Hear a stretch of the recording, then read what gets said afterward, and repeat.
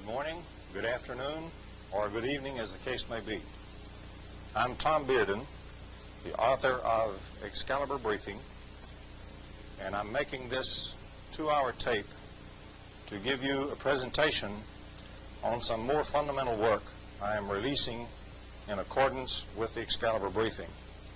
This presentation is on scalar waves and on scalar interferometry, and it deals with the long-lost secret work of Nikola Tesla and also the Soviet weaponization of the Tesla technology.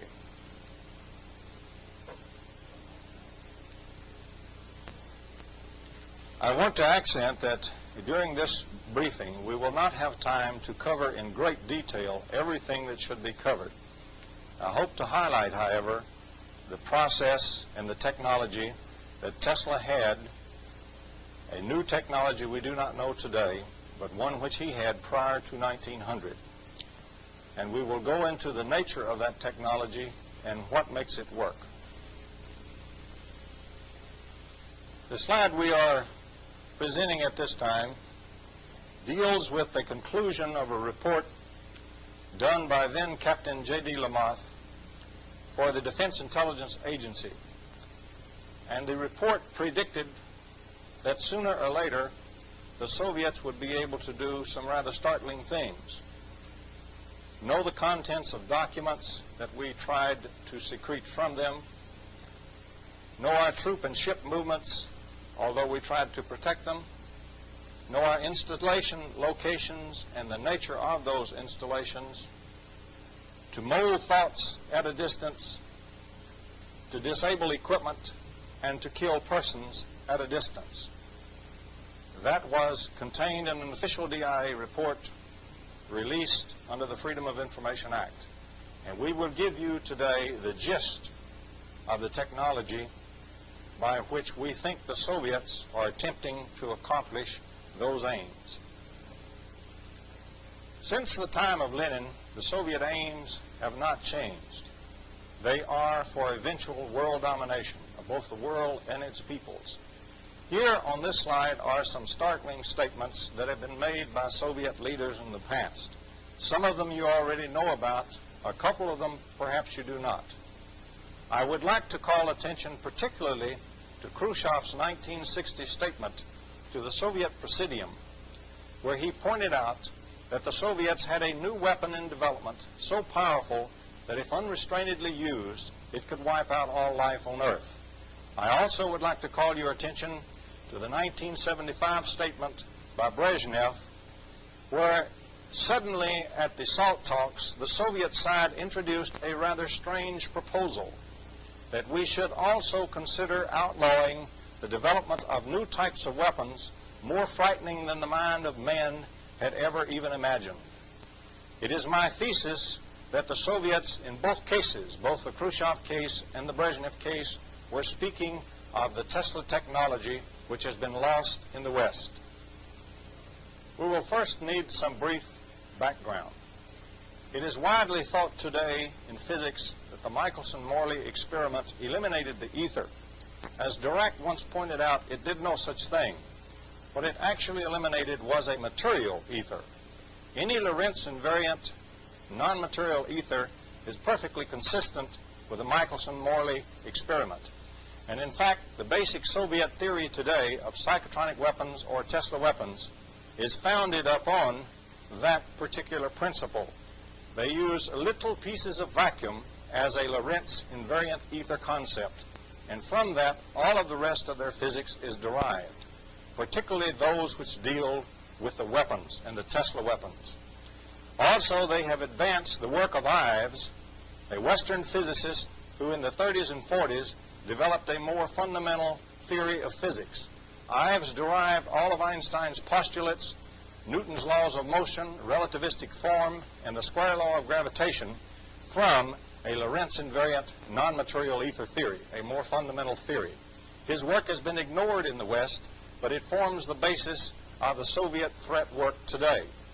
For example, when Bob Toth, a reporter from the Los Angeles Times, was handed a document by Petchukov on the streets of Moscow the document purporting to have the secret or the theory of Soviet parapsychology, both the dissident scientist and Bob Toth were seized immediately by the KGB and interrogated.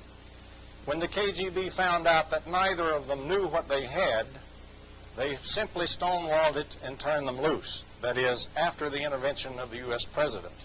In that paper, the theory was speaking of little pieces of vacuum as being the basic approach to the theory.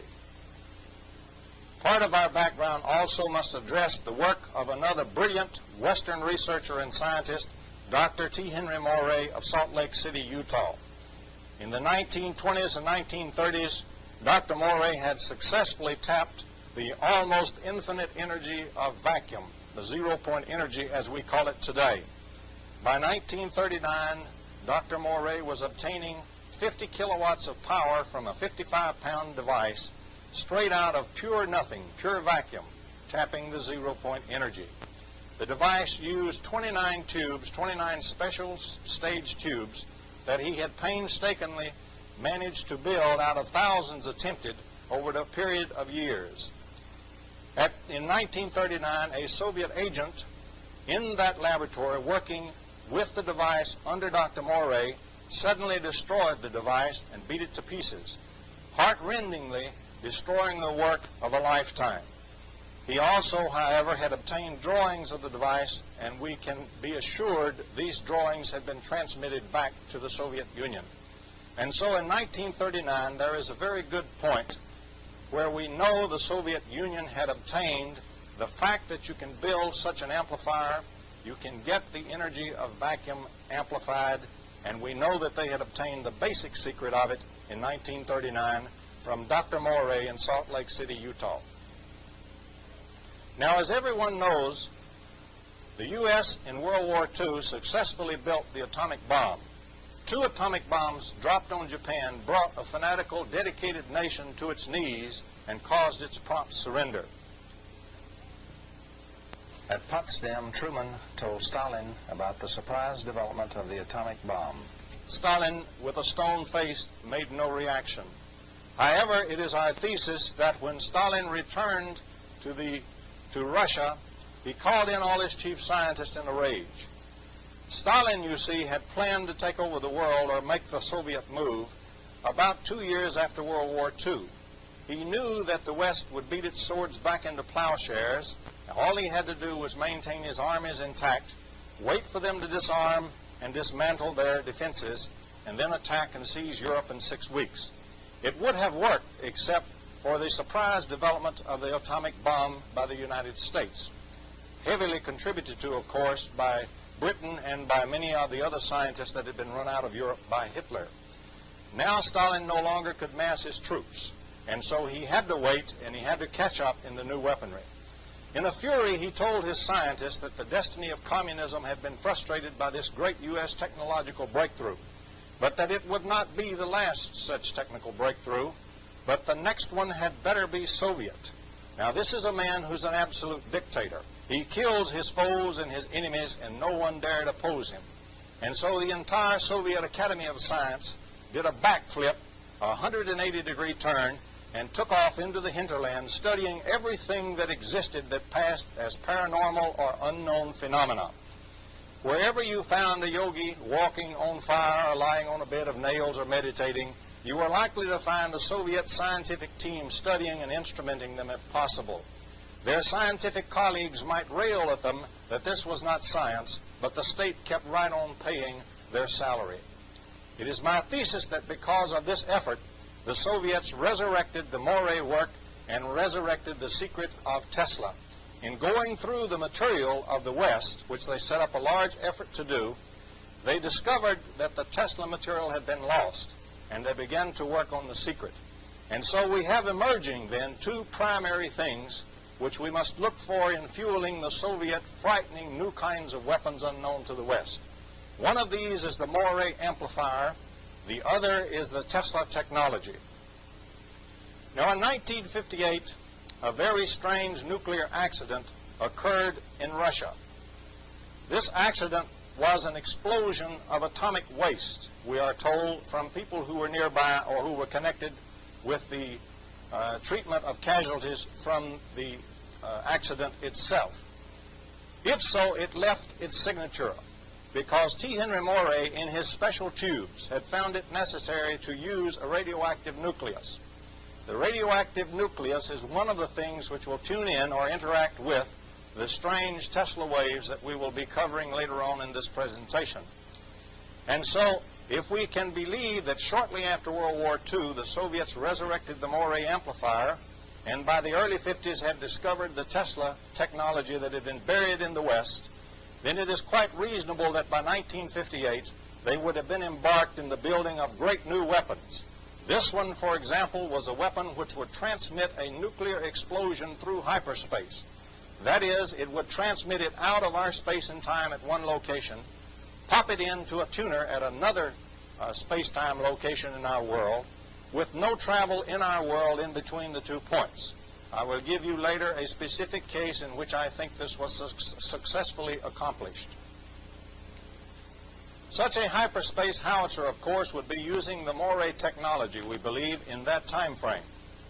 We believe that in the early 1950s, perhaps by 1950 itself, the Soviets were embarked on the development of weapons from this technology. By 1958, they should have been in the advanced prototype or even towards the early operational deployment stage, certainly in advanced development. And we believe what happened was a howitzer of this type blew up in an unsuccessful test. The reason it blew is because when it went tuned into hyperspace, we believe the tuning mechanism was damaged, and instead of going narrowband, it went broadband. If that indeed happened, then the nearest broadband tuner would have gotten it. The nearest broadband tuner were the hot radioactive waste stored nearby the facility. Those wastes had all kinds of radioactive nuclei there, all kinds of tuners, and therefore a very broadband tuner existed nearby. So the howitzer simply blew the facility apart because the explosion emerged from the atomic waste nearby. But continuing our story, we switch now to a very strange incident shortly after the Cuban Missile Crisis. First, let us speak of the Cuban Missile Crisis. As you know, in 1962, Khrushchev, ever the ebullient peasant, began to stick long-range missiles at great speed into Cuba. These missiles would have covered the United States like a glove with nuclear firepower, and in one fell swoop, he would have changed the nuclear strategic balance of power. Of course, this was detected, and John F. Kennedy decided to call his bluff. In fact, Kennedy knew he was bluffing because at that time a Soviet colonel by the name of Penkovsky was cooperating with us by the courtesy of British intelligence, and Penkovsky verified that the Soviets were in fact not ready to withstand a nuclear assault, and their defenses and their nuclear missiles were in terrible shape. So Kennedy knew Khrushchev was bluffing and he would have to back down. In that aspect then, Kennedy called his bluff, and of course, as you see, Khrushchev did back down. What Kennedy did not know was that the great new superweapons were almost ready. But Khrushchev had jumped the gun, the weapons were not yet deployed, and so although we knew nothing of the superweapons, they were not available for use. Therefore, Khrushchev backed down during the Cuban Missile Crisis. We point out to you that is a very serious offense in the Soviet Union, in any communist state. A very serious loss of face had occurred. Khrushchev's days were numbered before he would be overthrown as the leader of the Soviet Union. And he knew this. At that moment, he was in a desperate race for time to get his superweapons deployed and do something which would recover face and maintain leadership for a while longer. In April 1963, a few short months after the Cuban Missile Crisis, it is my thesis that the Soviet superweapons became operational for the first time. That is, the howitzer, for example. It is also my thesis that in April of that same year, Khrushchev scored a major triumph as a demonstration to the leaders of the Communist Party and the party membership that indeed his policy was the best. He did this to recover face and maintain his leadership. I am convinced that on the 10th of April 1963, from a remote facility in the Soviet Union, a weapon was directed against the U.S. Thresher atomic submarine. and that atomic submarine was destroyed from a Soviet laboratory as a full-up operational test of the first of Khrushchev's great new superweapons. I believe the submarine was destroyed utilizing its photograph. As we know from radionics, any photograph already maintains the pattern of the object, and it can resonate through hyperspace with that particular object. We will find later in this presentation that we are dealing with waves which can travel much faster than the speed of light and including infinite velocity. At infinite velocity, every point in the universe is totally together. And so any photograph which maintains the pattern of its object in the virtual state interactions imposed on it is in fact tied directly to that object with no distance between them in hyperspace. It is thus possible to use the photograph to direct that kind of wave directly onto the object at a distance, no matter where in the universe it might be located. If we check the incidents surrounding the loss of the Thresher, we find several very strange circumstances involved. Number one, the ship apparently began to disobey or not respond to its controls, and so it was in trouble when it started its deep dive. Another incident, which is very indicative indeed, is that its companion ship, the USS Skylark, on the surface above it, experienced great difficulty with its communication systems, several types of systems. In fact, when it became apparent to the Skylark that the submarine had been lost, it took over 1 hour, or just about 1 hour, for the submarine to transmit an emergency message because of the communications difficulties experienced. I point out to you that the Tesla technology we will be discussing later can cause such communications difficulties in multiple systems, and that is one of the signatures of the use of such weapons.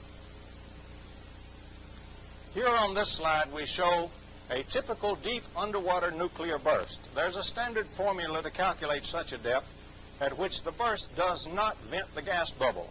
In that case, the only thing that happens is a great wall of water rises up out of the ocean in a mushroom or conical type shape, mushrooms out and falls back into the ocean.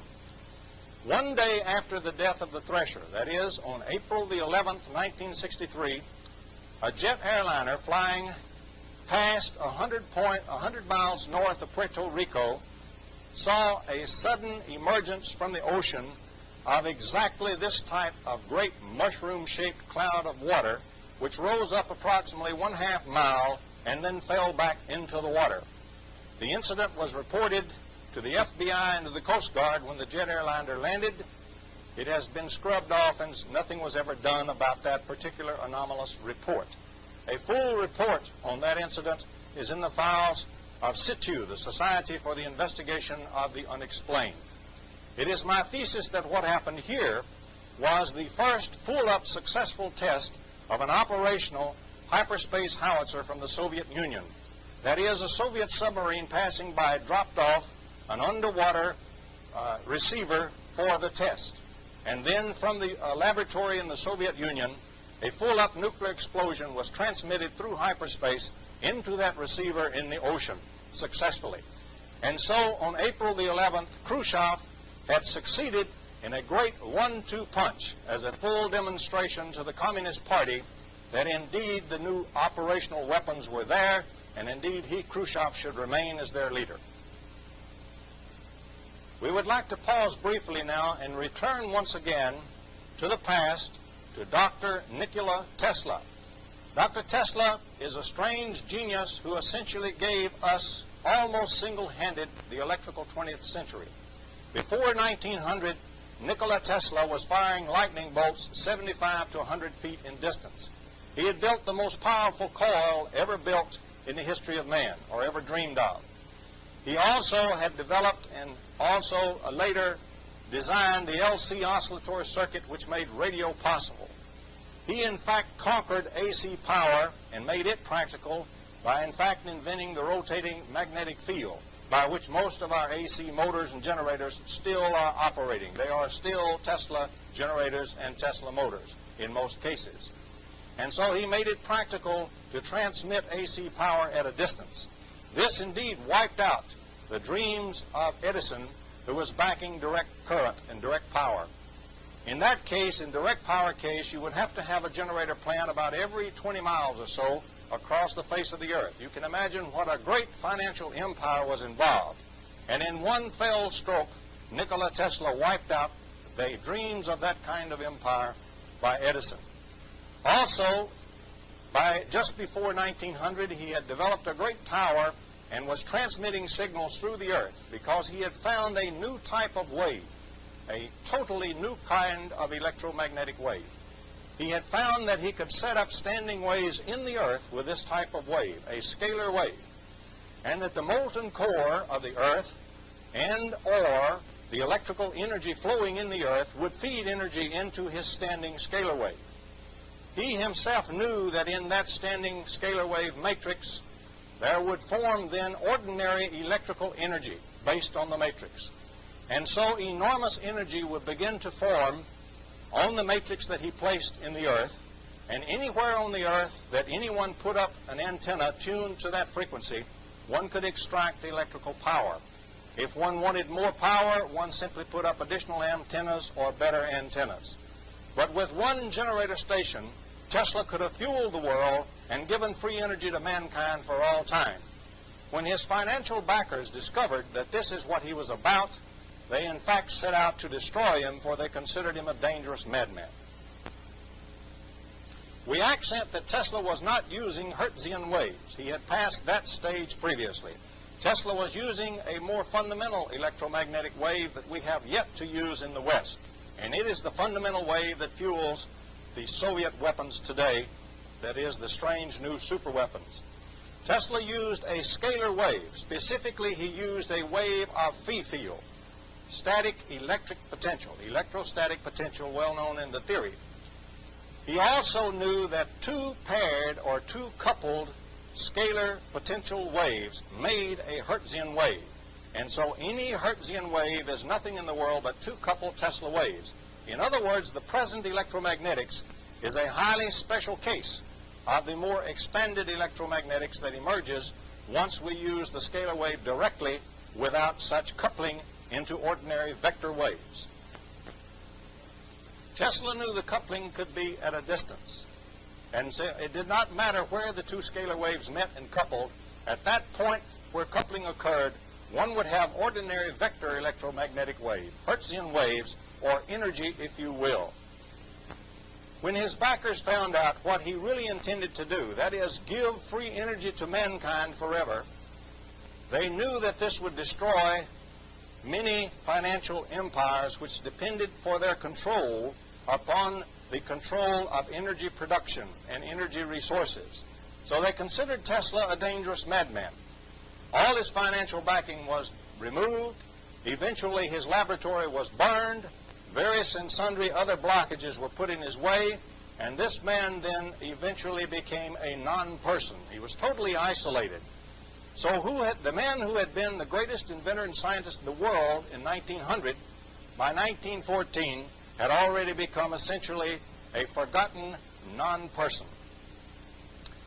On this slide, I am showing some excerpts from the history of the development of what today is called Hertzian potential in electromagnetic theory. I want to call your attention particularly to the 1903 paper by Whittaker, who proved that any vector field can be replaced with two scalar fields. In other words, by projection from that, then, any vector wave can be replaced as two scalar waves. And this essentially is the thing that Tesla had discovered. Notice the close timing of the 1903 Whittaker paper with the fundamental work that had been done already by Tesla. So, in fact, in the hardcore theory today, there already exists the proof of the coupling of Tesla waves into ordinary vector electromagnetic waves. The theory was extended later by other workers in the field, particularly the work of Nisbet in 1955. And on this slide we show some of the work that we referred to, that is, the paper by Nisbet and other work in the field. This again is not a comprehensive reference list at all. It is merely pointing out that in the foundations of electromagnetic theory, the case for the Tesla wave and Tesla pair coupling into electromagnetic wave already exists, but has been lost in the West.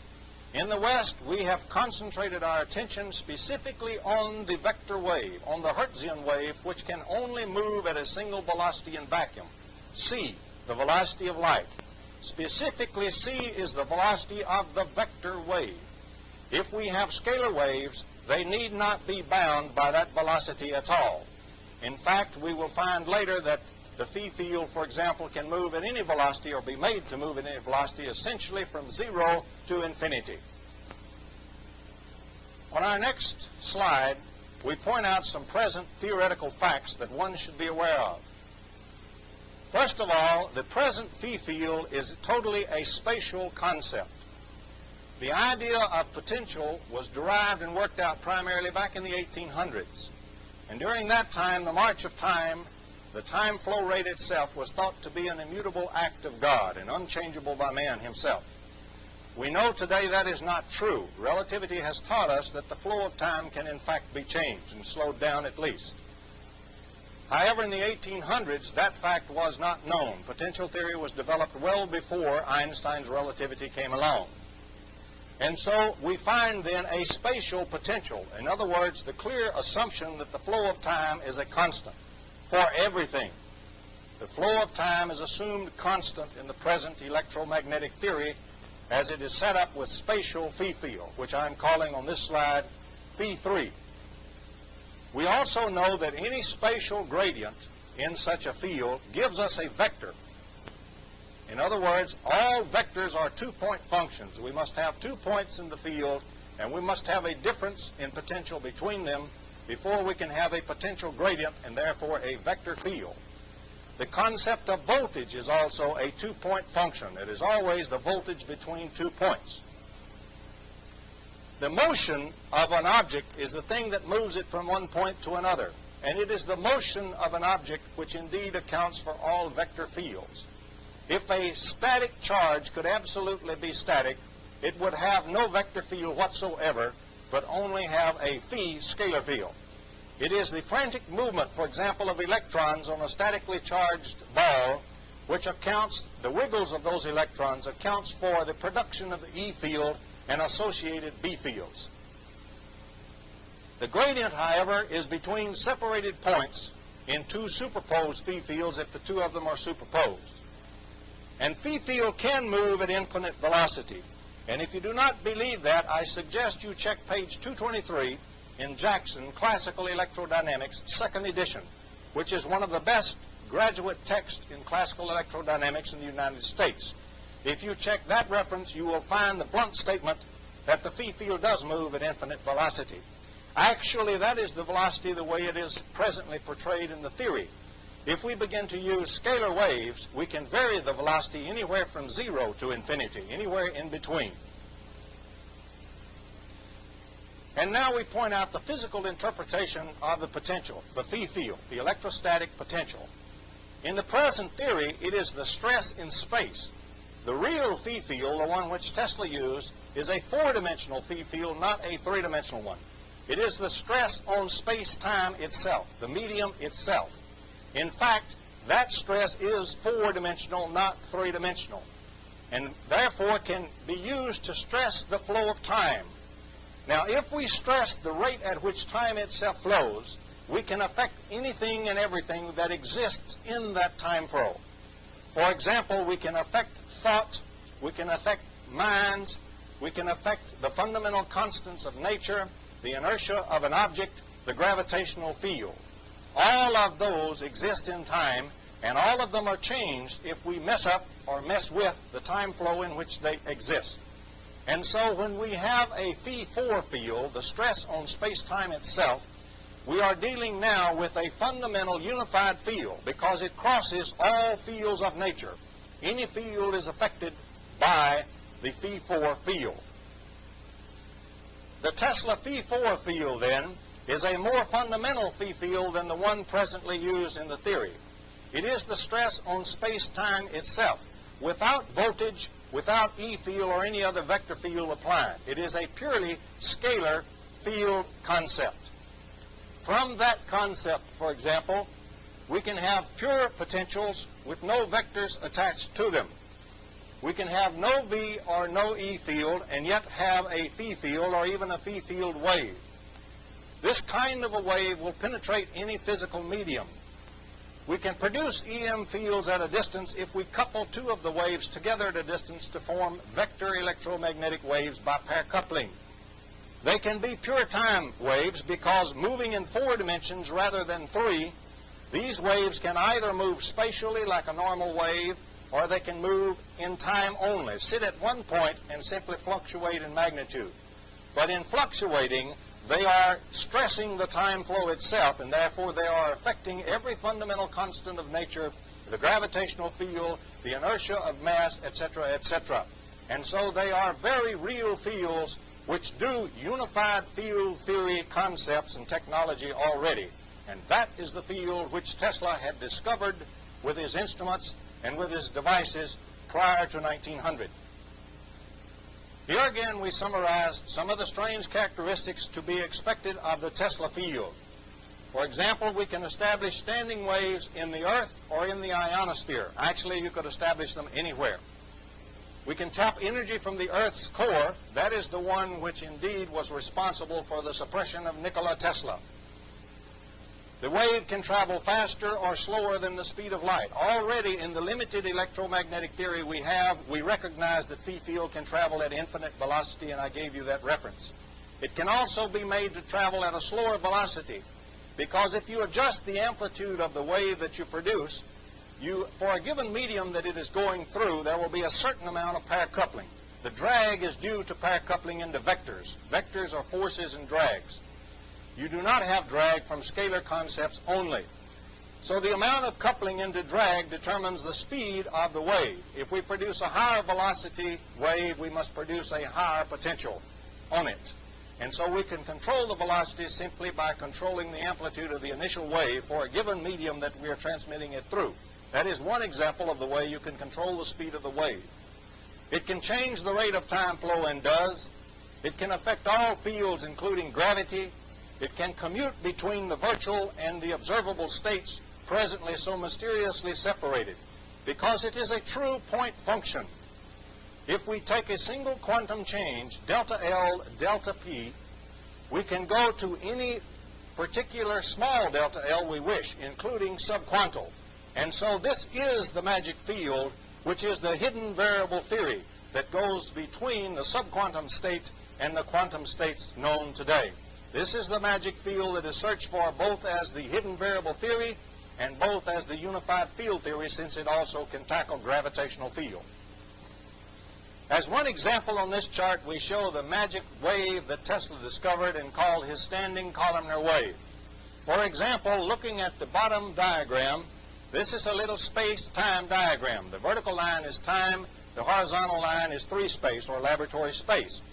The Tesla wave is a magnitude of phi, which will be somewhere between the time dimension and the 3 spatial dimensions. It can be anywhere in between. In fact, it can even move back and forth between them. If it does that, then a very unusual type of wave motion results in our normal space. What results is the wave, as it is down here in the space medium, just moves like a normal wave with a certain velocity. As it produces or approaches the time movement axis only, it stops at a point and sits there, waxing and waning and affecting all the fields and fundamental constants of nature. As it then moves back towards the space-time medium, it picks up velocity again, until again it's moving in space. It gives you then the type of wave shown on top. On top we show that sitting at a point and messing with every other field of nature and all the fundamental constants, gradually releasing its effect on the flow of time and moving through space, then slowing down and starting once again to seriously affect the flow of time and all the other fundamental fields and forces and constants and so forth. The velocity chart or velocity plot is shown in the middle graph. It simply picks up velocity and stops, picks up velocity and stops while it's doing its thing. Now, other people besides Tesla and Morey have stumbled onto parts of this particular technology. For example, in World War I, the United States Navy utilized the Rogers undersea and underground transmission system to transmit underwater to its submarines around the world. They also used it to transmit through the earth to American Expeditionary Forces headquarters in Europe. The work was declassified in 1919, and it was hailed as a major triumph, It was exclaimed that all the surface antennas would be wiped out because of this new fundamental discovery. And Tesla also affirmed that the Rogers work was utilizing the Tesla wave, not the Hertzian wave. That was in 1919 that declassification occurred. Mysteriously, by 1920 or 21, all reference to that and to the great promise of this new technology was wiped out as if by an unseen glove. No way, in no fashion, apparently, was the Tesla wave going to be allowed to produce free energy for mankind and advanced communication systems. Also, according to the fundamental research work of Dr. Robert Beck, this same technology has been rediscovered at least 3 times since World War II, and in each case, again, has been mysteriously squelched in the West. In the West, the technology that Tesla had discovered before 1900 has been repeatedly suppressed up to the present day. On this slide, again, we show a thing which is presently missing from electromagnetic theory. The fact that the scalar waves are there, and also that the scalar waves can couple to form vector waves at a distance. Also, I'd like to point out some other omissions from the present electromagnetic theory. One of the crucial and critical aspects of the theory that is fallacious is the confusion of charge and charged mass. They are not even dimensionally the same thing. Mass does not exist in time. Mass time does. Mass is totally a spatial or three-dimensional concept. If we believe quantum mechanics, the charge on a mass, for example, of a charged particle, is due to the emission and absorption of virtual particles, such as virtual photons. It is this virtual flux, then, which is charge. It is not the mass, but it is that virtual flux connected with the mass. The charge connected with a mass produces a charged mass, that is, a charged particle. But in the theory, the two are made synonymous. It is not possible to do work on charge. It is only possible to do work on mass. Force is defined in the simplest case as mass times acceleration. No mass, no force. So phi field, in fact, is nothing in the world but the intensity, or the four-space density, if you will, of the four-space virtual flux in a region. It does not matter whether or not there is any mass, observable mass, in that region. For example, if we believe the present theories of vacuum, vacuum itself has a very high level of primordial electromagnetic energy. It is also full of scalar waves. In fact, everything is going bananas. Incredible amounts of energy are in the pure vacuum itself. These energies are there in the form of charged, not as charged mass. In other words, there is no observable mass connected with them, and that's what the vacuum is. And so the present theory must be again changed. We must substitute at least 3 terms for every term that presently has charge. One term is charge itself in the correct sense. The second term is the mass that's connected with the charge. And the third term is the relationship or the connection or coupling between the two. Now, a scalar wave is a wave in the background phi sub 0 of vacuum itself. In the present theory, that phi sub 0 is assumed 0. It is not 0. It is, in fact, a very high value. It is, on the average, constant if nothing is disturbing it.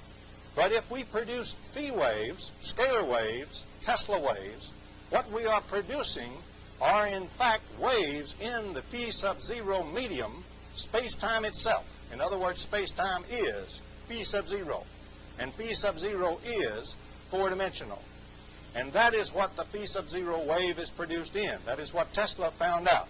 You can actually shape the fundamental space-time medium itself by the phi field Tesla scalar wave.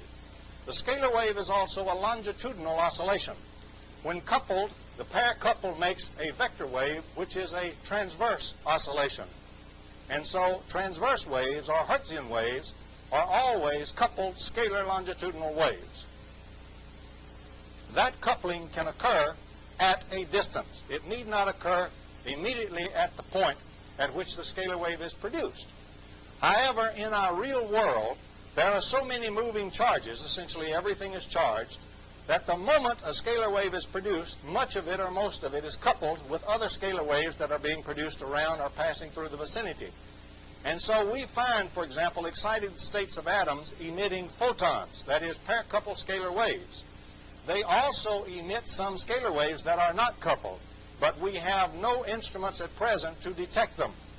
For example, the scalar wave does not push electrons. It takes a force to push an electron, and that's a vector concept. You don't get it unless you have a vector wave. The scalar wave doesn't push electrons, and so our electron-pushing detectors do not detect it. Strong scalar waves can be detected, for example, with such things as Geiger tubes, because the Geiger tube is a pileup of charged masses, but we don't care too much about the mass. Just look at the piled-up charge. In other words, the charge density is increased. And so if we pass a phi wave through there, it rides like a cork on a wave of water and rides up higher in phi wave. It's as if every single electron acquired a little bit greater charge, a little bit greater phi field. And so if it becomes the ionization, we get a cascade discharge, and so the Geiger tube will read. It gives us vector fields, and that pushes electrons, and we get an indication. If we wish to detect weaker scalar fields, we must indeed use interferometry techniques. We must pair couple to produce vector fields, and that is scalar interferometry. And so we use such things, if we wish to detect them, as electron interferometers. Now, there are indeed some natural scalar interferometers around that can be studied if one is very careful. One of the standard phenomena that is produced by this fashion is what is called earth stress lights, earthquake lights, mystery lights, ghost lights, and so forth. There's a myriad of terms for the will-o'-the-wisp. It is produced usually in or near fault zones in the earth. Now let us discuss what we have when we have a tectonic plate fault zone in the earth itself. In other words, we have a split under pressure, under high stress, of the tectonic plate rock itself. In that case, what we have is something like on this diagram. Each place we have a crack. We have, for example, very high pressure in the rock on each side of the crack, and it is stress relieved in the crack itself.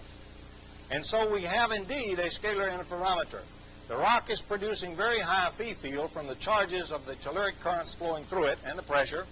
It is also producing it on the other side, and those two can couple together and form vector waves under certain circumstances. Now, the quartz in the rock is in fact a piezoelectric crystal, and there are little grains of various size in the quartz, and they're randomly oriented by and large.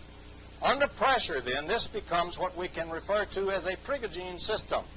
Ilya Prigogine in 1977 was awarded the Nobel Prize in Physics for producing a new thermodynamics of systems far from thermal equilibrium. And this is such a system, or can be, in a scalar interferometer in a natural stress points and fault zone in the Earth.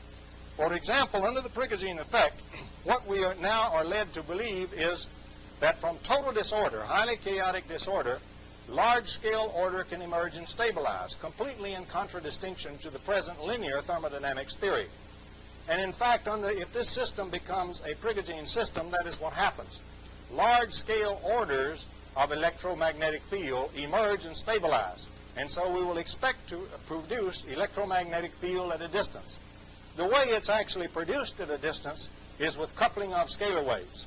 That is, each of the little tiny quartz crystals also has little stress cracks in it and also is a little tiny interferometer. And so these little scalar interferometers have a myriad of, for example, frequencies that they are producing as they are squeezed and stressed. They constitute an approach toward a Fourier transform of patterns. Under certain conditions, those patterns can actually form based on Fourier transformation. And if two of them form at a distance just right, they couple to form the standard little spook light or mystery light that we see connected with fault zones and earth stress activity. And that is exactly how they are produced, and they're produced by Tesla scalar interferometry. Now on this slide we show that in a little bit greater detail. We show again the fractured rock from one side of that scalar interferometer, and we show the myriad of little small scalar interferometers that occur in the quartz and in the rock itself. And so what we have is an ever-evolving system of scalar interferometers, each feeding the other. In that case, we can get very powerful phi fields from each side of this rock stresses and the interferometer, and we can get coupling at a distance to form the mysterious will-o'-the-wisp, ghost light, spook light, and so forth. Here is a photograph of a so-called spook light or earth stress light taken near Florence, Alabama by two young researchers who are doing some very fine field research. As you can see, what we have is a light that is formed in the sky. It's quite bright for its size. It's small, but it's bobbling and moving along. This is due to the erratic changes in the earth currents that are feeding the fault zone interferometer. This is an example. The best example of research done in the United States on such stress lights is the work done by Vestigia that has been published in, for example, the Vestigia newsletter. Some very fundamental work and very nice theoretical work and instrumental work in the field has been done by the Vestigia experiments. They have measured, for example, ordinary electromagnetic wave emission from such an area as the spook light.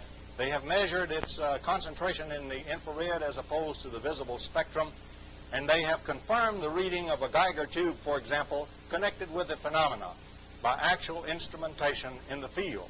Again, all explained by Tesla scalar interferometry. Actually, another very good scalar interferometer is sitting up between the two ears of each listener. The two cerebral halves, for example, form such a scalar interferometry. The way one must produce phi wave without all the coupling or without so much coupling is that the charged masses, the ions or the electrons, for example, that are used to pile up to produce phi field must be moved at great speed, essentially at breakdown of the medium velocity. They must be moved as quickly as possible and then stabilized to hold the activity, the virtual state activity that constitutes charge. And so the way we actually must produce phi waves without so much coupling into vector waves is in that fashion. And that is why the human nervous system, for example, utilizes cascade discharges across large numbers of nerve fibers. For example, brain waves, so-called, are not waves along a wire. They are, in fact, cascade discharges of charged particles, for example.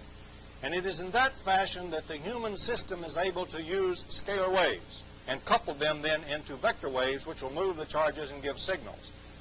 I do not have time in this lecture to go into that, but let me say this. All of the phenomena of classical parapsychology can be explained by the new idea of phi field, that is a phi-4 field, by scalar waves and by scalar interferometry. It means that a finely tuned system, for example, human system, is able to form two scalar patterns at a distance, couple them and form energy at a distance. Energy on an object, for example, and that is psychokinesis when the object moves. That is the exact mechanism by which it is done. Just as the human system used electricity long before we knew anything about it, and it used FM, for example, it also uses Tesla scalar waves, and it uses scalar interferometry. As shown on this slide, the Russian experimenter, the Russian woman in the laboratory on the slide, is being instrumented and measured as she performs a psychokinesis. Now, in this case, what happened is that all her body rhythms get in phase. Then electrostatic energy begins to form on the object itself, electrostatic field. In other words, clearly showing that she is producing additional phi field on the object. The motion of charges in the object immediately makes vector field, and so we get a vector force on that thing which produces movement, and that is the way she does psychokinesis in the laboratory. With scalar technology, there are large numbers of free energy fields and free energy systems waiting to be tapped, sources of unlimited energy available for mankind if we but bend the Tesla technology to our will. For example, some of them are shown on this chart here. The zero-point vacuum energy, which has already been successfully tapped by T. Henry Moray. The Dirac sea, for example, can be gone into directly with a scalar wave, and you can tap the energy of that sea, and that's inexhaustible. Time derivative fields themselves can be tapped just by differentiating the time and changing the rate of flow of time. Microelectrodynamic fluctuations of electricity can be tapped. We already know in fine grain that the ordinary electric field or electric current that we push through circuits is nothing in the world but the time triggers for enormous oscillations at nearly right angles to that. That's just classical electrodynamics. When we go to high enough frequency, the energy there is almost mind-boggling in our ordinary circuits. All that we really need is an extremely fast full-wave rectifier, and you can get free energy out of any electrical circuit that you already have. You could, for example, take a flashlight battery and power a modern automobile or even a battleship with that kind of technology. Telluric currents of the Earth are inexhaustible, as indeed is the Earth's core energy, which Tesla was going to tap, and the G-strain energy of space-time itself, the gravitational energy of all of the universe, is available for our tapping with Tesla waves and Tesla technology. For example, here we are showing the general scheme by which Tesla could have tapped the molten core energy of the Earth itself. As we show on the figure, we set up a standing wave through the Earth. There's one or two ways to do that. Once we have the standing scalar wave, we have a matrix in the Earth. Now, inside the molten core itself, there is very high stress, and so a great amount of phi field is being produced by those charged activities here. That phi field there is of every frequency, every shape, and every phase. It immediately begins to couple when it hits in phase and so forth with the matrix, and it begins to form ordinary electromagnetic vector wave there on the matrix. And so gradually that matrix scalar wave converts itself into an enormous and increasing vector wave of electromagnetic energy. And anybody that puts up an antenna can use that. That is also useful or used by the Soviets as an earthquake generator weapon, for example. If you then shift your matrix in frequency to dump the energy, for example, onto the point opposite you on the Earth that you've established your standing wave, you begin to dump the electromagnetic energy in there. That's just a phasing problem. Okay, at that point what happens is the stresses in the plate begin to build up because of the enormous addition of new energy. The telluric currents go up and the plate stresses go up. If we do that slowly, the nearest fault zone will give and we'll have a natural earthquake. If we do it very sharply, what will happen is we'll shatter the rock itself, whether there's a fault zone there or not, and we will get an earthquake that's deliberately induced. The earthquake in 1978 near Tabas, Iran, left an anomalous signature of fractured rock in that case, and I've already pointed out in my book, The Excalibur Briefing, why the Soviets had to generate that earthquake to stress relieve the fault zone on the border between Iran and Russia that was threatening their own city. They did it to save one of their cities, but the earthquake left its anomalous signature. It was done by Tesla technology. Now, in that case, when you have the standing wave, you can think of it very simply as follows. Think of the molten core of the Earth now becoming a cathode, which is feeding enormous amounts of energy to you. The signal that we're putting in the scalar field is a signal on the grid. And so we are gaining a much more enormous energy across to use. I point out that if you phase your matrix when you change your standing scalar wave matrix to dump the energy into the atmosphere over there, you can directly and very drastically affect all the weather patterns on that side of the Earth. And the Soviets, I believe, have used it in that fashion also. Next, we wish to point out something very fundamental that can be evolved directly with the Tesla wave and Tesla technology, and that is the use of a radioactive nucleus. And on this slide, we are discussing that use.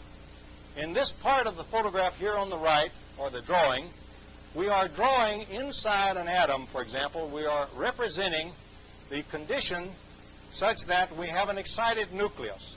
The nucleus would like to decay, and in this case I've drawn one that would like to emit a beta particle, an electron. And so it's trying to decay and trying to emit an electron anyway. It's in an unbalanced state. Now there's all kinds of free electrons that are not free that are bound up in the Dirac sea, which permeates everything, the sea of negative energy electrons. So if we put now the system and make it a many-particle system in which this electron exists, for example, Moray in doing so ground up germanium and ground up several other things, including a radioactive nucleus material, grind them very finely and press them at extreme high pressure and paralyze them so that the stresses were locked in. In other words, he was building a Prigogine transistor, a transistor a little bit more advanced than anything we built to this day. What you have going on in that case is this. If we believe linear thermodynamics, negative temperature is higher than any positive temperature. And so on this graph I show on the left, zero temperature on the positive kind of temperature on the bottom, rising to infinite positive temperature on the left. That's the same thing as zero negative temperature, and negative temperatures then go on up above the positive infinite temperature. There are even experiments, for example, with nuclear magnetic resonance, where we can watch a particle come down through positive infinity temperature. The Dirac sea is up here in the negative energy states. If we establish a Prigogine effect, however, we make it highly nonlinear, and so we establish a nonlinear position from the Dirac sea down into the normal positive area. In other words, now electrons in the Dirac sea can on occasion fall down through this Prigogine tunnel and come off with very high positive temperatures. And so you can tap the Dirac sea with a combination Prigogine effect and Tesla scalar phenomenology. Going back over to my diagram on the right, what happens is we put a scalar field, scalar potential, onto that Dirac sea electron. We force it out through the nucleus itself that's trying to emit an electron. The electron is bounced out of the nucleus and immediately replaced by the one lifted from the Dirac sea.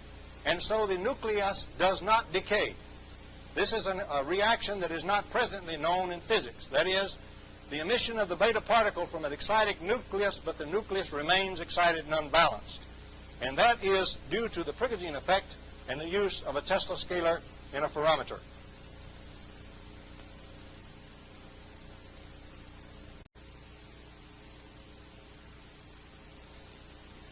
Next, let's pause briefly and point out how we get a three-dimensional waveform in the first place. We have to use standard three-dimensional Fourier transform. In other words, we can express any two-dimensional shape we know in terms of an infinite series of frequencies. To use in a practical sense, we truncate that series after, let us say, 10 or 12 terms. And that will give the wave shape that we wish, or the pattern, in two dimensions fairly accurately.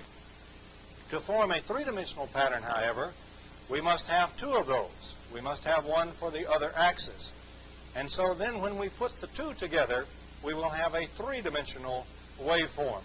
And that is three-dimensional Fourier transform, truncated so that we can use a finite number of transmitters and a finite number of frequencies.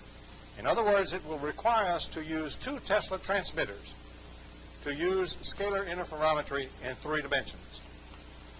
And on our next slide, we show such a scalar interferometer, for example, a huge facility that might be built if one were attempting to use this effect as a weapon. In other words, the projection of energy at a distance, or what Tesla in the early 1900s had called his wireless transmission of energy without loss at a distance.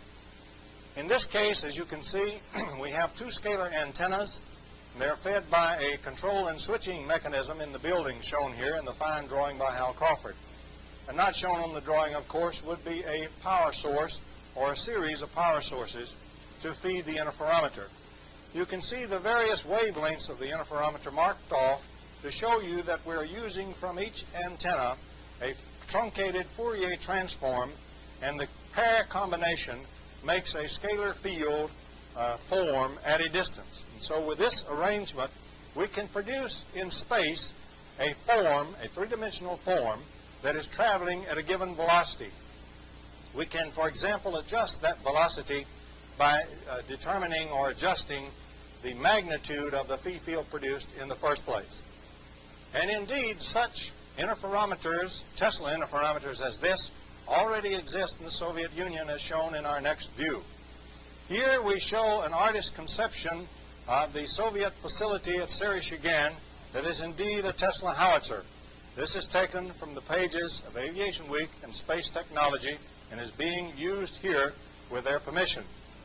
Now, it is presently thought or conjectured by the West that this thing might be a high-energy laser or particle beam weapon. It could, in fact, for example, do elementary particle beam weapon work if indeed radioactive nuclei are being used inside the scalar antenna. In addition, however, its prime purpose is a Tesla scalar interferometer, a Tesla howitzer. I maintain this is a third generation weapon that is presently on site. As you can see from the slide, we have the two-scalar antenna out front. We have the mark-off positions along the baseline between them for the wavelengths to be used in the Fourier transform sections with each antenna. We have the computer-controlled facility in the middle in the building that switches and controls all the various frequencies feeding that are coming from the transmitter. And back at the rear, we have a series of power sources. In fact, on this particular howitzer, we have apparently two kinds of power sources. The forward bank of generators are thought to be explosive generators, those kind of ordinary generators in which the Soviet Union is known to lead the world. Behind them, however, there is a bank of 13 generators, one extra one, which I believe are Moray-type generators. The Moray generators, for example, will furnish enormous energy, almost unlimited, and there's an extra one to run the facility. I pointed out in my book, The Excalibur Briefing, that the Moray generators, because they use so many stages in them, will have a most unusual failure mode. At certain times, all of them will fail and cease to operate because the flux in which they operate goes unstable, and so they lose their coherence and they cease operating. In that situation, every one of them of that type quits working, a failure mode not known to any other weapon system. If weapon A doesn't work, then weapon B won't work. And so if the Moray generators fail, the howitzer to be used at all must have some ordinary power being furnished, and that will come then, of course, from the explosive generators. It could also come, for example, from advanced ordinary power sources such as magnetohydrodynamic generators. The howitzer has, for example, 4 modes. 2 major modes, continuous pulse, continuous wave, or pulse mode. In a pulse mode, what happens is we simply fire one pulse and fire another one behind it to catch up with it and couple at a distance. In a continuous mode, we fire a continuous pulse wave and a second pulse wave to come up behind it at a higher velocity and catch it, coupling at a distance, so that the thing will form, in each case, vector field at a distance, that is, energy at a distance. In the pulse mode, the energy will form suddenly with a big bang, and we'll get something like an electrical explosion of enormous density at a distance. In the second, a fireball, if you will. In the second instance, the continuous mode, we will form, for example, a ball of energy, but the energy will be sustained because it is continually being fed from the Moray generators or from the advanced power source. So we have 2 main modes, pulse and continuous. There are several modes in addition that each one of these can be used in. And let's look at our next slide to look at some of these effects. And on this slide, for example, we show a schematic of that artist concept shown in Aviation Week. For example, we might speak of the size of the ball of energy that we create at a distance. If we make a relatively small ball, just a few kilometers or even 10 or 20 kilometers across, we can have a rather substantial amount of energy density in that ball. In fact, enormous if we're feeding it from the Moray amplifiers. So the small ball can be used to vaporize a physical object such as a re-entry vehicle, an airplane, or a missile. On the other hand, if we expand the ball to very large dimensions, let us say 20 or 50 kilometers across, for example, the energy density will be much less. However, the density is still being produced very sharply, the vector energy. That constitutes an electromagnetic pulse very similar to something that comes out of a nuclear explosion. And so in this fashion, it can be extended to a very large ball and still accomplish EMP degradation or damage or destruction of the electromagnetic circuits inside airplanes and missiles and re-entry vehicles, for example, and also the electronic circuits inside nuclear warheads. So the ball can be used or expanded to be used for a very great coverage, or it can be used for a very small coverage but extremely high vaporization coverage of a vehicle. It can be used several thousand kilometers, for example, away from the basic Tesla howitzer that is projecting it. Now on this slide, for example, coming from that large globe use, we see a case taken from Afghanistan, seen by Nick Downey. This, for example, article is reproduced from the London Times. This incident and a series of these incidents were seen by Downey and they occurred in September 1979. If you recall, in September 1979, September the 22nd to be exact, we had the first so-called nuclear flash seen off the coast of southwest Africa and picked up by our Vela satellites. And so we have a very close synchronization in time between the incidents seen in the Soviet Union from Afghanistan by Nick Downey in September 79 and the so-called nuclear flash off the coast of southwest Africa seen by the Vela satellites. This ball, as you can see here, has been expanded to enormous size and is usable in the EMP mode. In other words, it could be, for example, an anti-ballistic missile defense, an anti-cruise missile defense, or an anti-bomber defense. It is useful against all three forms by furnishing a very high EMP into any vehicle that penetrates the shield itself, or the ball. Now on this slide we show how the flash, so-called nuclear flash, off the coast of Africa was produced, the one seen by the Vela satellite in 1979. What we have is a howitzer, a Tesla howitzer, very similar to that one at Sereshigin, possibly that exact howitzer. We produce from the two antennas first a ball form which is traveling at a certain velocity. This velocity may be slower than the speed of light or faster than the speed of light. We calculate the time delay to wait until we fire another ball exactly like that, but at a greater intensity and therefore a greater velocity. So we fire then a second ball or form, three-dimensional form, behind it. The second one then is overtaking the first ball.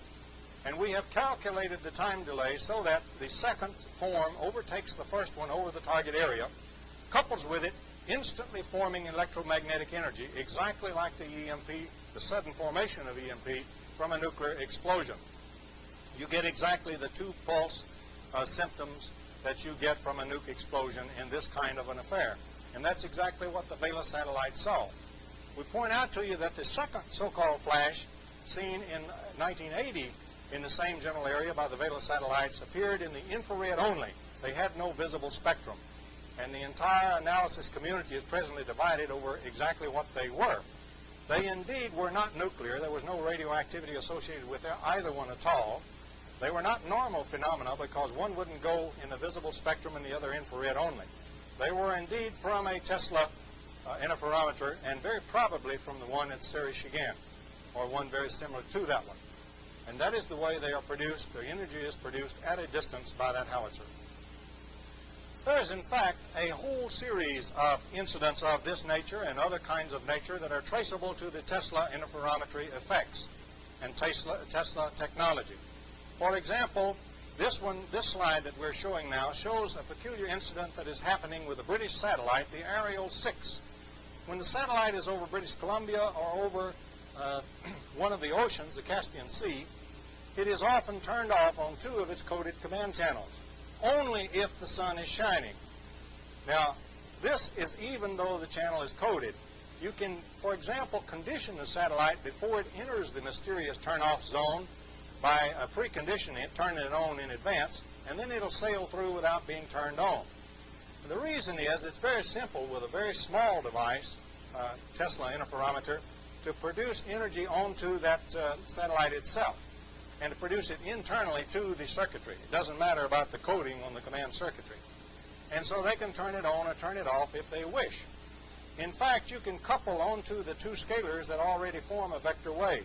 You can couple in a fashion to increase that vector wave if you couple in phase with it, or you can couple in a fashion to decrease the wave if you couple 180 out from it.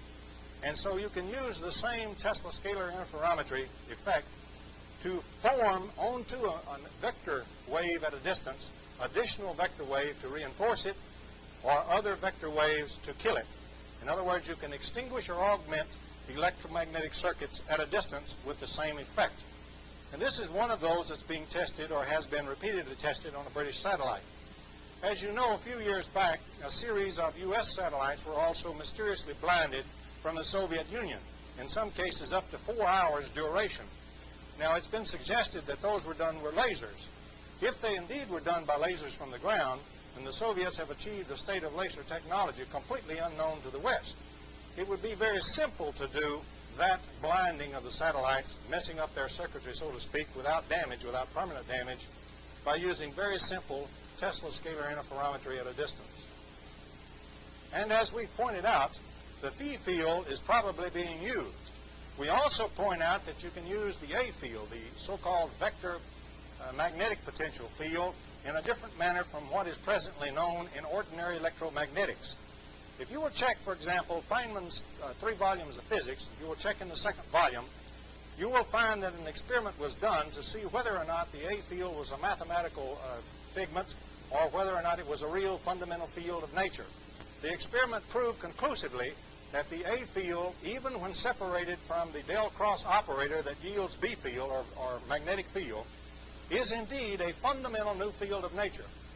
In other words, the present A field that's in the theory is used totally, always coupled with a magnetic field. We have not explored the use of the uncoupled A field whatsoever. But every magnetic circuit, for example, that has a coil in it with the current going around through the coil has a swirling A field in it.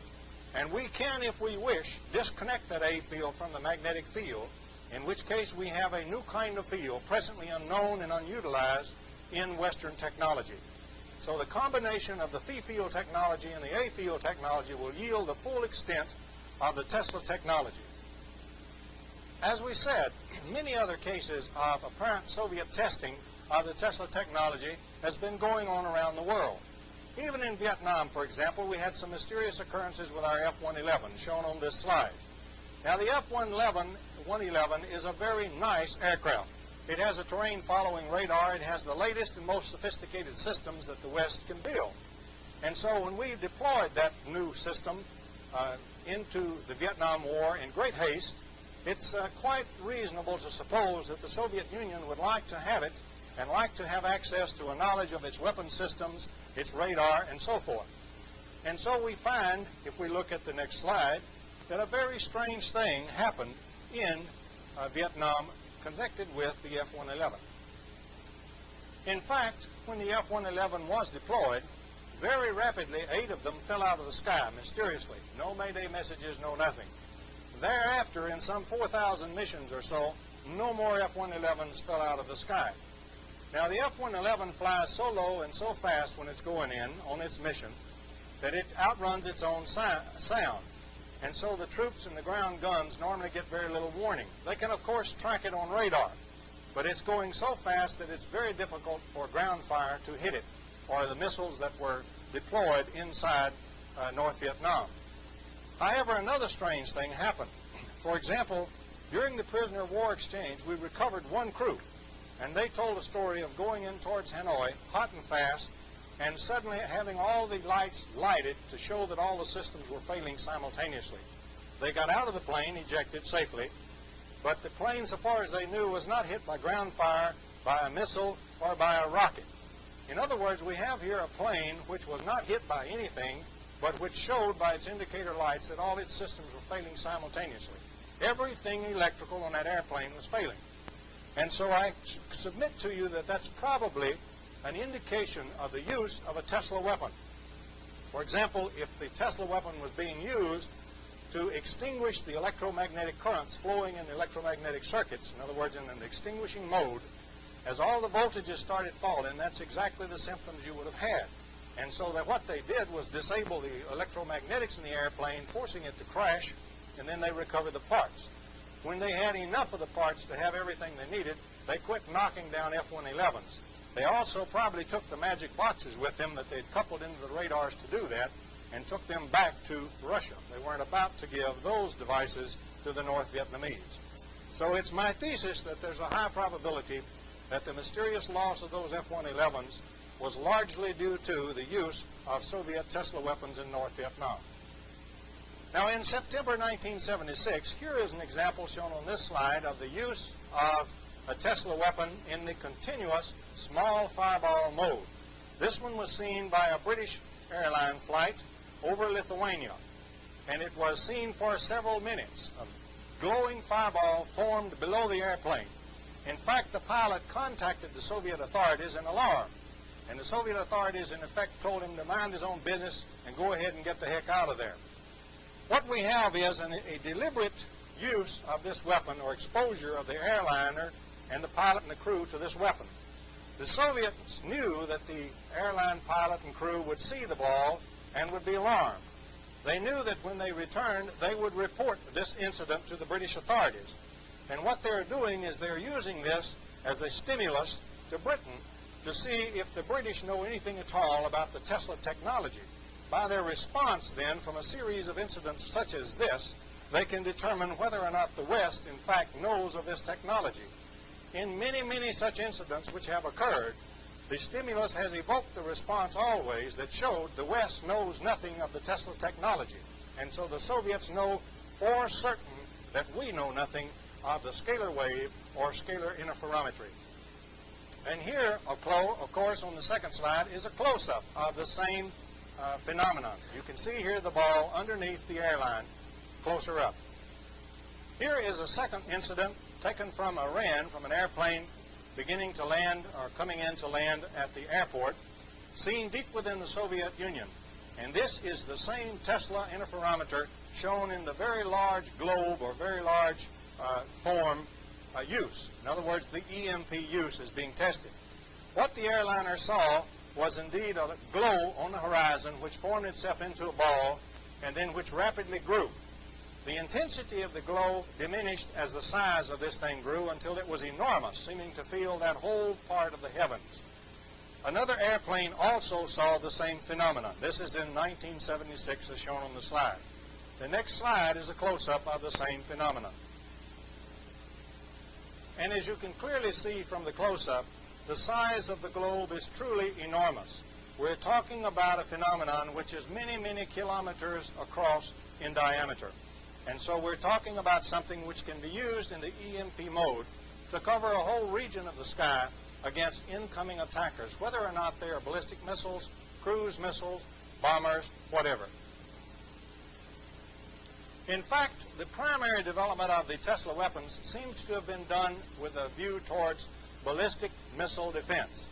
The Soviets for some time, at least since the late 60s, have stated that they had 100% defense against ballistic missiles, strategic ballistic missiles, ICBMs. They have stated, for example, that the Western alliance has no such defenses and does not know this technology. Based on the scalar Tesla technology, that statement could indeed be accurate. And we show on this slide that we're seeing now the uses of the Tesla technology in a ballistic missile defense mode, primarily in the missile defense against ICBMs.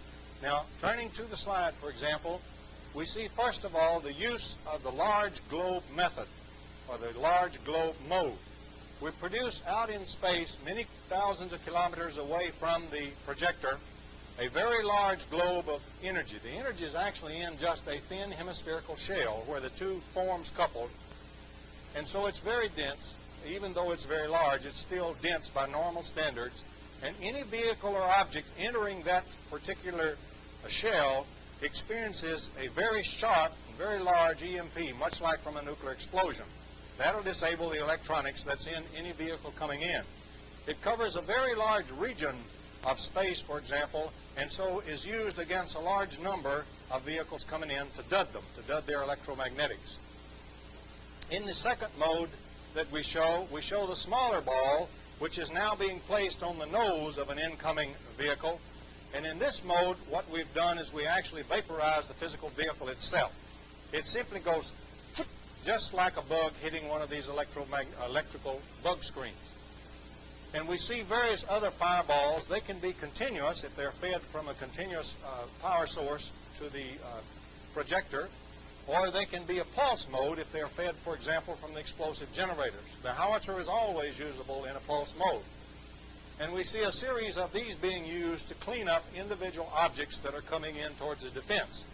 Finally, down on the end, we see something that is very magical. We see a very large hemispherical dome, which is the final shield against anything which may enter this area. This dome may be, for example, 50 or even 100 kilometers across the base. It is the Tesla shield that Tesla spoke of in the 20s and 30s when he said he had produced a shield or a weapon which would end all war because you could make a defense impenetrable. And then on our next slide, we'll take a look at the Tesla shield. To obtain a Tesla shield, what is done with the Tesla projector or the Tesla howitzer is to produce first a very slow hemispherical three-dimensional form. In other words, the wave form is a hemisphere and it moves out very slowly. And so what we have is a growing hemisphere which moves up very slowly in altitude. Then behind that we produce a second such hemisphere which moves at a little faster velocity and moves up from inside the other one until just as it meets it. In fact, to be specific, when it meets the special relativity condition, when the distance, delta L, between the two, divided by the time delay between them, delta T, is equal to the speed of light, that defines a vector wave. That point defines the pair coupling for the two scalar waves into an ordinary electromagnetic wave energy. And so what we have now is an ordinary thin shell, hemispherical shell, of very dense energy indeed. And so the air in that region is instantly ionized, and it's a total plasma. And so it's glowing from the decay of the excited states and giving off photons. So what we see is a huge luminous hemispherical dome, highly bright, highly glowing, giving off photons. And any vehicle which hits that particular hemispherical shell gets such an enormous energy discharge upon it that it simply vaporizes, as we said before, like a little bug hitting one of these electrical bug screens. It goes, and that's all for that vehicle. It does not matter what kind of vehicle. And so when we add all the Tesla systems together in all four modes, we find that the Soviet statement that they have 100% ABM defense and the West does not is in fact not idle conjecture at all. In fact, we can even defend with such a process against the gamma radiation and the heat radiation and the EMP from a nuclear explosion. For example, as shown on this slide, if we nest the Tesla shields, and I've chosen to show 3, we might use 2, we might use 4, certainly 4 would be enough, but 3 is probably enough. If we nest the shields like this inside by multiple howitzers or multiple forms produced by the same howitzer, we then find a very strange thing. First of all, we forget about the normal stuff coming in, decoys, warheads, debris, and so forth. All of that stuff is going to get cleaned up by the first shield. The thing we really worry about is if we had a high-altitude nuclear explosion over the shield area, very high and over all the shields. In that case, the explosion would produce EMP, heat, and gamma radiation. In the first shield, we will have an awful lot of scattering and absorption reactions occurring for all 3 processes. We know that when gammas, for example, are absorbed, they are normally re-radiated at lower temperature, for example, at X-rays. And then we have another absorption and re-radiation, and that lowers the temperature. Finally, by the time we get through all 3 shields, we've cleaned up just about everything that's in there, including the EMP, which went through the same sort of thing. And so by nesting the shields, we can defend against the effects of a high-altitude nuclear burst suppression, the gammas, the heat, and the EMP. Again, the Soviet statement that that their particular technology yields 100% ABM defense is not idle conjecture. We point out again, and pause here with the next slide, Brezhnev's strange 1975 statement, introduced to the SALT talks, that we should also consider outlawing the development of new kinds of weapons more frightful than the mind and imagination of man had ever even dreamed of. And on this slide we show the beginning of such weapons, as which Brezhnev was referring to. We show, for example, that the Tesla technology essentially gives us almost Star Wars now, which has been taken as the title of this slide. For example, if I have Moray technology, I can package enormous energy sources and power supplies in a very small weight and a very small volume. And so they become usable in space in reentry systems. If I use the Tesla interferometer technology, all that I need is a MIRV vehicle. I need one which I can drop off additional vehicles from and establish an interferometer in space. And I've shown here a couple of reentry systems coming in that have multiple reentry vehicles with them. And they are being powered by Moray technology and they are using scalar interferometry technology a la Tesla.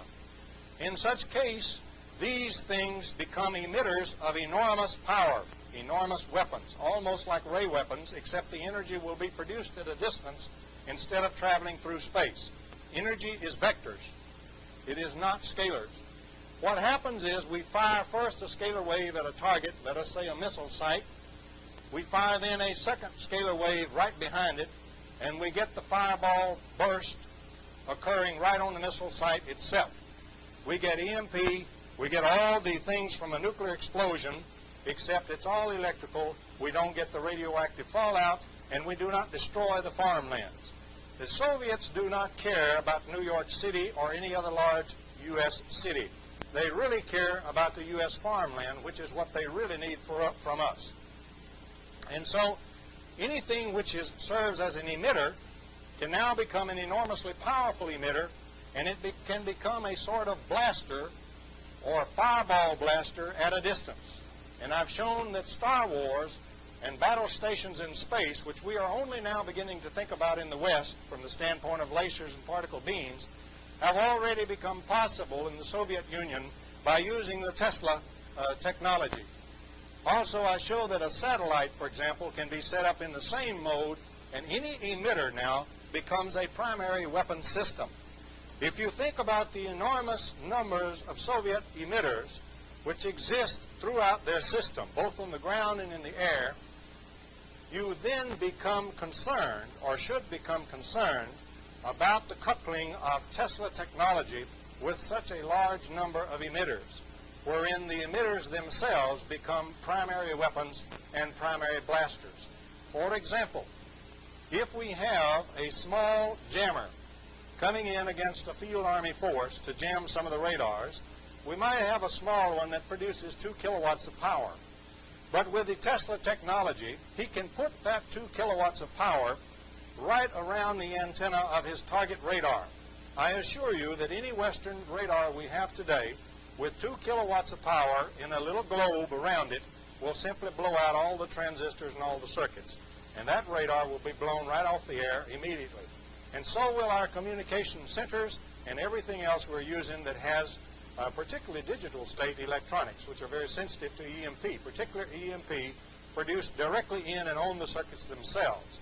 So what we have is a case where all of those enormous number of emitters can become blasters. And so we can reason that the Soviets will make a substantial number of them the primary weapons on the battlefield, a weapon which we presently have no means of countering whatsoever.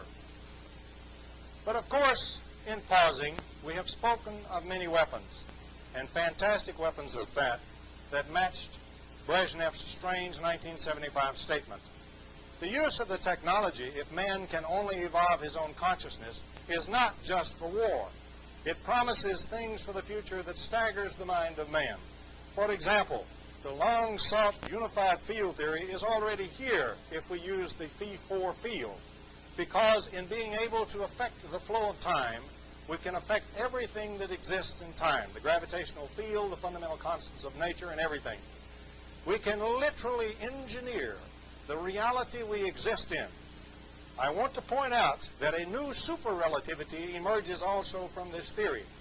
The present relativity is based on the vector speed of light, c, and small changes in that in terms of distorted spacetimes.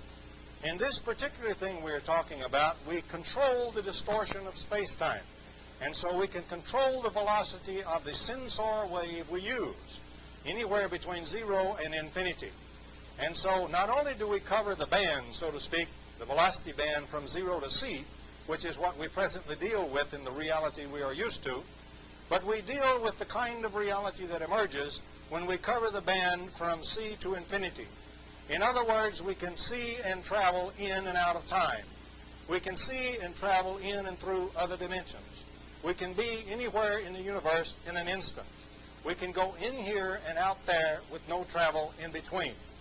We can communicate at superluminal or subluminal velocities. And in fact, we'll see that the things that follow are also even more enormous than that. But my point is that the present relativity and the present electromagnetics are only highly special cases of the true relativity and the true electromagnetics that emerges from Tesla's fundamental waves and fundamental interferometry work. In fact, if we fully apply the technology, we must be prepared to deal with orders of reality. In fact, words that we presently have in our language fails us in trying to describe what emerges. We must be willing to deal with a case where we individually can be in many places at once. In fact, we could be everywhere at once if we were using a wave that had infinite velocity to do our sensing. We must be prepared for the fact that our sensor, which we normally associate to be our physical body in one little region of space-time, can be in fact placed anywhere we wish, and so we can be literally anywhere we wish with Tesla technology. We must call that orders of reality, because the present physical reality we see is only a first-order effect. It is the kind of physical reality that emerges when time, the present vector-carried time, is removed from space-time, leaving behind only space. We know from quantum mechanics that time is not an observable. That is, time has already been removed any time we observe. And all observation and all detection is purely spatial. And so the present order, the present physical reality, is only one type of reality that actually is there, that actually confronts us, and in which we actually live. With the Tesla technology, we must confront all the orders of reality, and to do that we are going to have to advance the entire consciousness of mankind.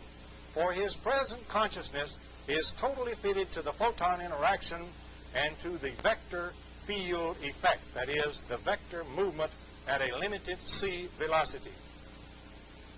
In dealing with that kind of reality, we must pause and point out that since the beginning of time as we know it today, man has always beset his fellow man. Being a smart animal, having a brain, and having a mind that is very clever and adaptive, he has built tools which he can use with his tool-using member, his hands. He has built ever more powerful tools in his cleverness, and he has utilized these tools ever more frightfully against his fellow human being. And so the history of mankind has been a history of struggle and domination of man against man and human against human. As the power of the tools evolved, however, man has reached the point where he has the power to destroy his biosphere. He has the power now to disrupt all the space-time smoothness in which he exists. He can reach the very fabric of the universe itself, of physical reality itself, and he can shake it, he can bend it, he can warp it, and he can twist it. In doing so, he can turn the reality in which he himself exists into a nightmare beyond his present comprehension. And so the power of tools that has been unleashed already by the Tesla technology in the hands of the Soviet Union are indeed so frightful that they boggle the mind of man. And they are more frightful than the present limited consciousness of man has ever imagined, just exactly as Brezhnev stated in 1975. We must become aware of this type of reality and this type of technology. We must evolve our consciousness, and we must leave forever the side or the set of man where man turns against his fellow man. In so doing, there is a single problem which can be overcome by the technical Tesla technology. This single fundamental problem is in fact responsible or involved in all human causes where one human is pitted against another. And Tesla technology can be used to overcome that. In the present first-order physical reality which we sense and live in, and which all our instruments sense as well, most of them, everything except a few obscure Geiger tubes, and once in a while something like an electron interferometer. In the first-order physical reality that we sense and live in, we consider ourselves to be apart from each other. I consider, for example, that you are distant from me. The only way that I can establish our separation is by the vector field and its limited c velocity. I have something which takes some time to travel between you and I, and that time multiplied by its velocity gives me a distance in which we are separated. And so using the first order reality and vector sensing, I am convinced that you are distant from me and not part of me at all. I am convinced, therefore, that if you suffer and you hurt, it does not necessarily affect me. I need not suffer and I need not hurt. In fact, if I can use a sensor wave which has infinite velocity, that is, which is everywhere at once, we confront something that is very near the Creator in its awareness, because it can be aware of everywhere at once. In that fact, or in that situation, there is no distance between you and I, or between any other two people. If we, in fact, inject such technology between us, there is no longer any between us. We can indeed become one. Just as in the individual human body, there are literally billions and billions of human cells which are so linked together, and in fact Dr. Pop has discovered that that link is a virtual field and therefore involves scalar field, for example. If we link human beings together by scalar processes which have infinite velocity and therefore no time separation and no distance separation, we indeed all become one. And the thing that is written in the Bible, that man is made in the image of his Creator, is quite indeed literally true. Each of us is the other, and we all are one. And that is where the Tesla technology must be used to carry us. It must be used to evolve humankind from its present limited consciousness to a more infinite consciousness, the consciousness of the next stage of human evolution. And so, if we can become aware of the Tesla technology, if we can first counter the Soviet weapons, and then if we can reach an agreement to banish the scourge of war and our divisions from one another forever, we can apply the technology of Tesla to mankind's betterment, to cure him, not to kill him, to make him a god, not to make him an animal. In that case, all of the things that I've shown on this slide can gradually become true, because that is man's destiny. First, we can control our lifespan. We can control all diseases. We can have superluminal communication. We can have transmutation of matter. We can produce anything and any energy that we need to produce. And eventually, we can recover our true consciousness and our true nature, which is the godhood and the God nature of mankind itself.